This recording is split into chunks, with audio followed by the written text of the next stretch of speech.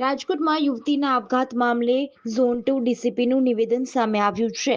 કેતન સાગઠિયા નામના ભુવાએ વશીકરણ કર્યું હોવાનો યુવતીની માતાનો આક્ષેપ છે. યુવતી છેલ્લા 1 વર્ષથી ભુવા સાથે રહેતી હતી. ભુવા યુવતીના ઘરે દાણા જોવા તાંત્રિક વિધિ માટે જતા હતા. તાંત્રિક વિધિના બહાને ભુવા અને યુવતી સંપર્કમાં આવ્યા હતા. ભુવો કેતન સાગઠિયા વિરુદ્ધ અગાઉ 2 ગુના નોંધાઈ ચૂક્યા છે.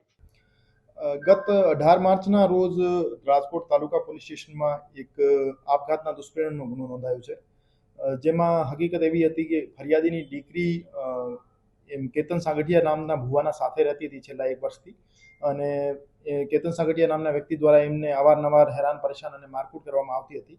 એના લીધે ગઈ 13 માર્ચના રોજ આ બેન ઝેરી દવા પી ગયા હતા અને એના કારણે એમનું મૃત્યુ નિપજેલ. તો રાજકોટ તાલુકા પોલીસ સ્ટેશનમાં આ બાબતે બીએનએસની કલમ 108 એટલે જૂની આઈપીસી 306 મુજબ ગુનો દાખલ કરવામાં આવ્યો છે અને આરોપીની શોધખોળ ચાલુ કરવામાં આવી છે. આરોપી વિરુદ્ધ અગાઉ પણ ગુના દાખલ થયેલા છે, જેમાં અગાઉ 376D નો ગુનો દાખલ થયેલો હતો, પણ એમના વિરુદ્ધ ચાર્જશીટમાં 323 અને 498 એ કલમ રાખવામાં આવી હતી અને 306 નો ગુનો પણ અગાઉ પણ જે કેતન સાગઠિયા છે એમના વિરુદ્ધ દાખલ થયેલો છે. કેતન સાગઠિયા ભુવાનો કામ કરે છે, તો એ ફરિયાદીના ઘરે દાણા જોવા માટે અને તંત્ર વિદ્યા કરવા માટે જતા હતા. તો એના લીધે ફરિયાદીનું કહેવું છે કે મારી દીકરીને એમના દ્વારા વશમાં કરી લેવામાં આવી હતી, પર તપાસ દરમિયાન શું સામે આવે છે.